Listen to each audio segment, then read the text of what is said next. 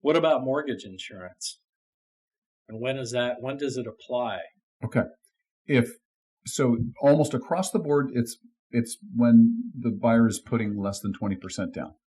So whether it's conventional, FHA, whether it's conventional, or VA. FHA, or VA. Okay. FHA is different in the sense that regardless of the down payment, you have to have mortgage insurance.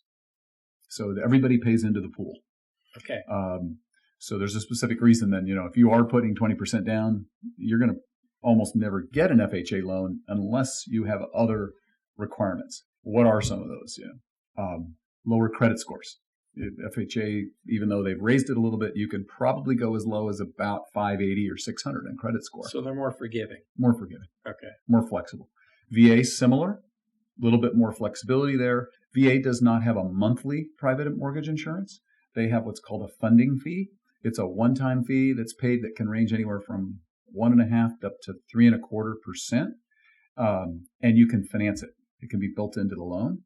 Okay. It's generally determined based on length of service and whether you had a disability or not, as a better. Okay.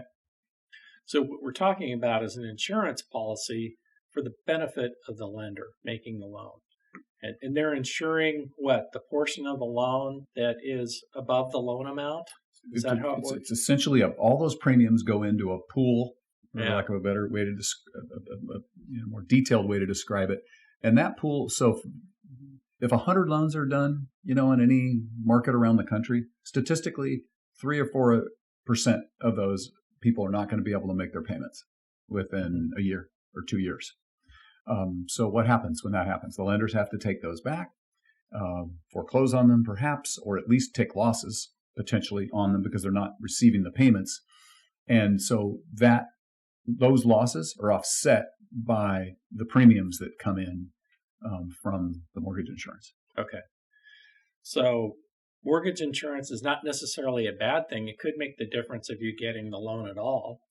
Or it enables you to put down less than 20%, and the trade-off is your monthly payment is slightly higher to cover the monthly mortgage insurance premium, right? Correct. Or the funding fee if you've built that into the finance. Correct.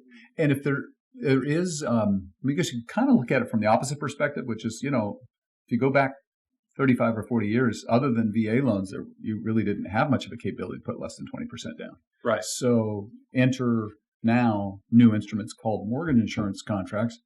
It enabled people so it really made the housing market a lot more liquid, right. Bringing in this whole new pool of people that can suddenly buy, and especially in more expensive markets where it's not easy to come up with 20%. Kind of like the old pay option arms you did. Right? Yeah. It brought more people into the market that probably never should have been there. But yeah. We'll save that for another podcast. Yeah.